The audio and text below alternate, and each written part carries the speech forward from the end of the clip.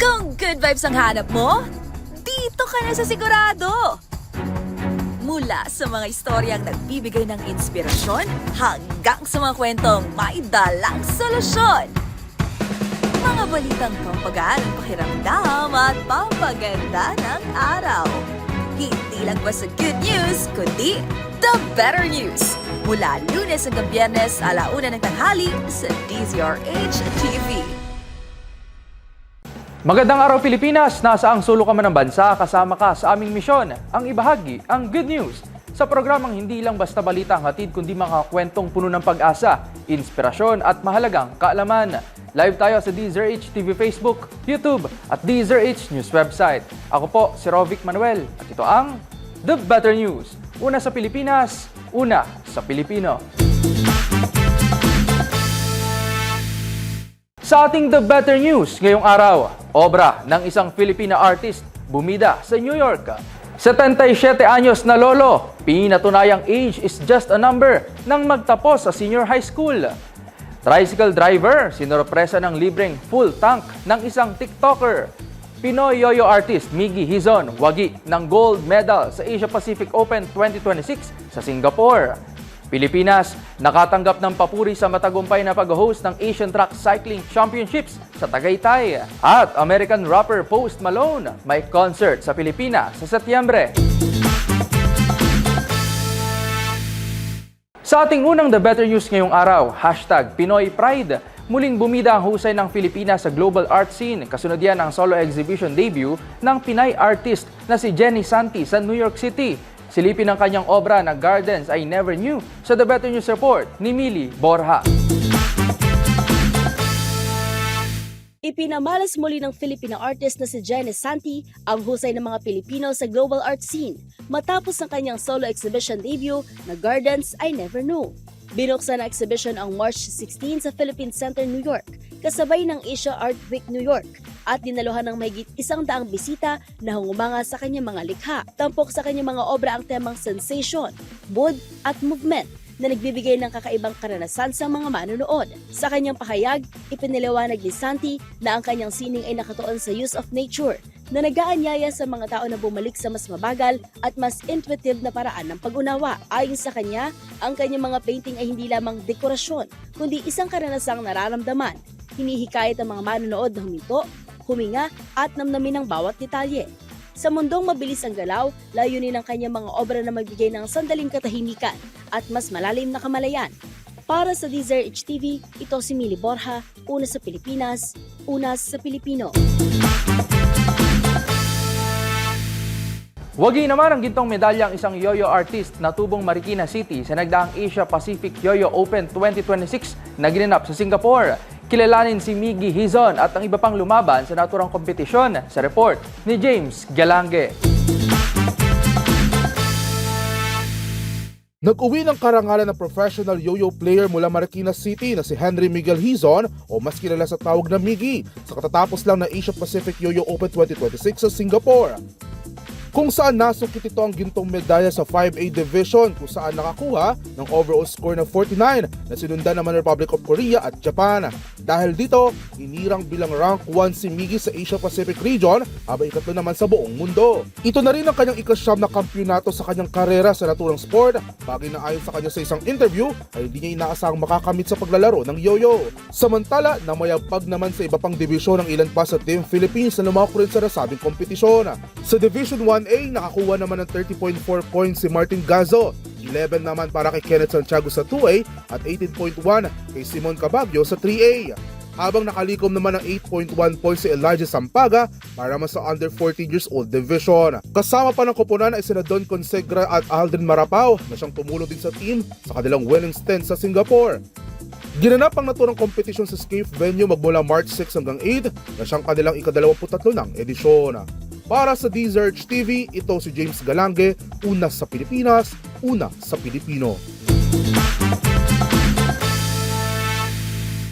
Samantala, hinangaan at naghatid ng inspirasyon ang kwento ng isang lolo mula sa Solana, Cagayan. Sa edad kasing 77, nagtapos ito sa senior high school. Ang tagumpay ni Lolo Mario sa The Better News Report ni Dustin Bayog.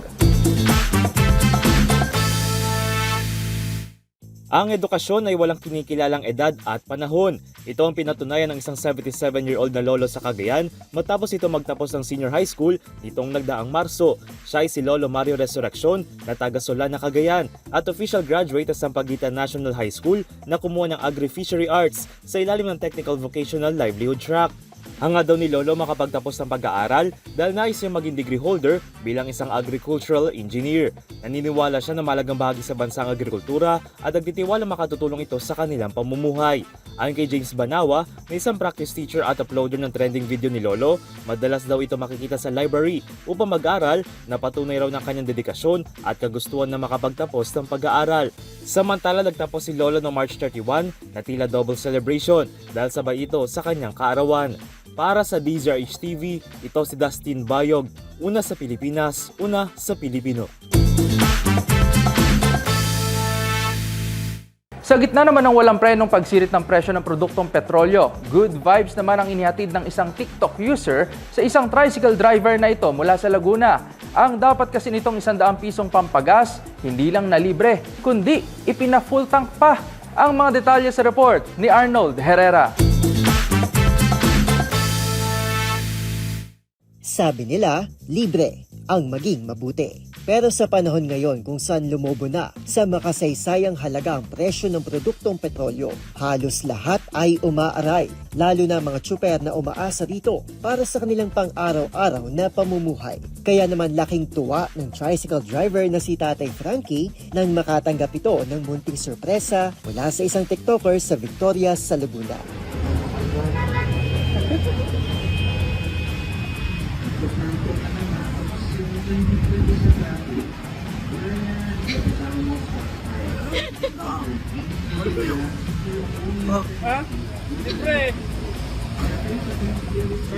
Si Tatay kasi magpapagas lang sana ng 100 pisong halaga ng krudo nang biglang idiretsong full tank na ito ng gasoline boy. Bagay na labis daw nitong ikinagulat. Ang siste, kinontata pala ng uploader ang empleyado ng gasolinahan at sinagot ng pa-full tank ni Tatay Frankie. Kitang-kita naman sa mukha ni Tatay ang tuwa at pasasalamat sa kanyang natanggap na kabutihan. Kwento ng uploader, ginawa raw niya ang naturang act of kindness upang ipahayag na kahit daw ang mga simpleng pagbibigayan ay kayang gumawa ng malaking pagbabago. Batay sa pinakahuling pagtaya ng oil management industry nitong April 3, muli nga arangkada ang mega oil price hike kung saan maglalaro mula 20 hanggang 21 pesos ang taas presyo sa kada litro ng diesel, habang 6 pesos at 50 centavos hanggang 7 pesos at 50 centavos naman sa kada litro ng gasolina.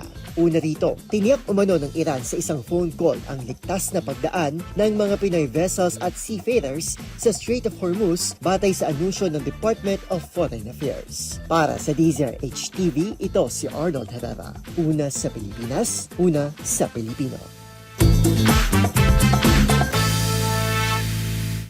Sa iba pang balita, bumuo naman ng task force ang Agri-Agra team ng pamahalaan para tutukan ang epekto ng krisis sa langis pagdating sa food security ng Pilipinas. Layunin itong tugunan ng mga hamon na kinakaharap ng agriculture at fishery sector, gayon din ang epekto sa mga consumer. Ang mga detalye sa report na ito. Bumuo na ng isang task force ang Agri-Agra team na siya magbabantay at kung paano tutugunan ng krisis sa Middle East kaugnay sa ating food security, agricultural sector at ang ating ekonomiya. Ito ang inanunsyo ni Senator Francis Kiko Pangilinan bilang chairman ng Senate Committee on Agriculture. Ang Agri-Agra team ay binubuo ng Department of Agriculture, Department of Agrarian Reform at mga kinatawan ng Senado, Kongreso at mga local government units. Layunin nitong tugunan ng mga hamon na kinakarap ng agriculture at fishery sector at epekto nito sa mga consumer. Pagtutulungan ng task force na bantayan ng ayuda, suporta at tulong na binibigay sa mga pinakaapektadong sektor. Sabi ni Pangilinan, kasama sa napagkasunduan ay ang susulong nilang Bayanihan type na supplemental budget. Walang pinag-iba ito sa Bayanihan as One Act na kanilang naprobahan noong panahon ng COVID-19 pandemic. Kasama sa mga provision nito ay ang suspensyon ng pagbabayad ng interes sa mga loan habang nasa krisis ang bansa. Kasama sa pulong ng Agri-Agra team, sina Agriculture Secretary Francisco Teo Laurel Jr., Agrarian Reform Secretary Conrado Estrella III at Representative Lea Bulut Begtang, Mark Enverga at Adrian Salceda. Para sa DZRH TV, ito si Dustin Bayog, una sa Pilipinas, una sa Pilipino. The better news para sa mga filmmaker dahil mas pinadali na ang proseso sa pagkuha ng shooting location permits dito sa Pilipinas. Yan ay matapos naglaan ng Department of the Interior and Local Government o DALG at ng Film Development Council of the Philippines o FDCP ang isang joint memorandum circular para sa mga lokal at dayuhang production company. Ang nasabing balangkas ay alinsunod sa Republic Act No. 11032 o ang Ease of Doing Business and Efficient Government Service Delivery Act na may layuning pasimplihin sa 3 araw ang pag-aproba ng mga kinakailangan dokumento sa naturang implementasyon. Sa mundo naman ng palakasan, nakatanggap ng papuri ang Pilipinas sa matagumpay nitong pag-host ng Asian Track Cycling Championships sa Tagaytay. Ayon sa Asian Track Cycling Championships, malaking papel ang ginagampanan ng Pilipinas sa pagpapaunlad ng track cycling sa Asia. Basta sa Balitang Sports, ihatid yan ni Matchpoint, Mili Borja. Pinuri ng Asian Track Cycling Championship sa Tagaytay ang Pilipinas matapos ang matagumpay nitong pag-host ng ika-45 Asian Track Championships at ika-40 naman na Asia Para Track Championships na ginanap sa Tagaytay City Velodrome. Malaki ang ginagampan ng papel ng bansa sa pag-unlad ng track cycling sa Asia. Sa ginanap na gala night para sa 33rd anniversary ng ACC sa Tagaytay, personal na iginawa ni Hill ang Plaque of Appreciation kay Abraham Tolentino, Pangulo ng Philippine Cycling Federation. Pinuri rin niya ang liderato ni Tolentino sa pagpapatayo ng world-class facilities, kabilang ang 250-meter indoor velodrome na pasado sa international standards. Matatagpuan ang bagong velodrome katabi ng UCI Standard BMX track na itinayo para sa 2019 Southeast Asian Games. Samantala, patuloy ang dominasyon ng China sa torneo matapos makasungkit ng 4 pang ginto medalya upang mamanatiling overall leader na may 17 gold, 9 na silver at 1 bronze. Pumangalawa ang Japan with 5.79 record, sinundan ng South Korea with 5.76, habang kabilang din ang top performers ang Chinese Taipei, Hong Kong, Uzbekistan, Kazakhstan at Malaysia. Para naman sa Pilipinas, nagbigay ng karangalan si Patrick Gerald Lee matapos mag-uwi ng bronze medal sa men's C5 scratch race ng para-cycling kompetisyon. Para sa Deezer HTV, ito si Mili Borja, una sa Pilipinas, una sa Pilipino.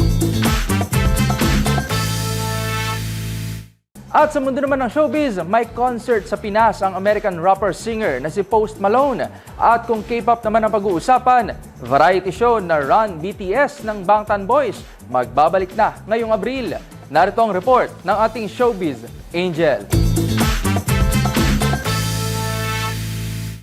Magbabalik Pinas ang American rapper-singer na si Post Malone sa Setyembre o kaparehong buwan din mula nang huli itong nagpasiklab sa bansa taong 2023. Para nga sa kanyang road tour, special guest ng Circle Hitmaker ang kapwa-rapper na si Don Toliver.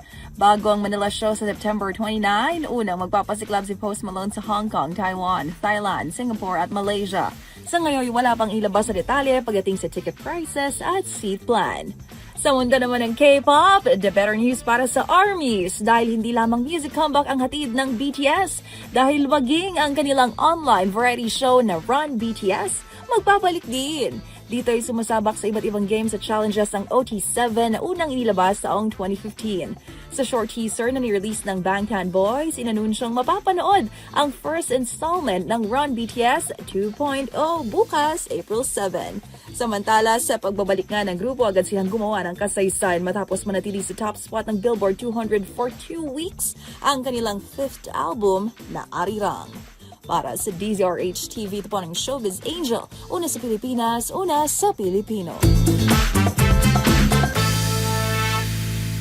At dyan na po nagtatapos ang aming paghatid ng mga balitang siguradong pampagaan ng pakiramdam, pampaganda ng araw at pampasigla ng inyong buhay. Magsama-sama muli tayo bukas para sa panibagong hanay ng mga kwentong hindi lang basta good news, kundi the better news. Para naman sa ating mga viewer online, huwag kalilimutang mag-comment ng inyong feel-good stories sapagkat ang maliit na kwento ngayon, maaaring maging malaking inspirasyon bukas. Ito ang The Better News. Ako si Rovic Manuel ng Deezer HTV, una sa Pilipinas, una sa Pilipino.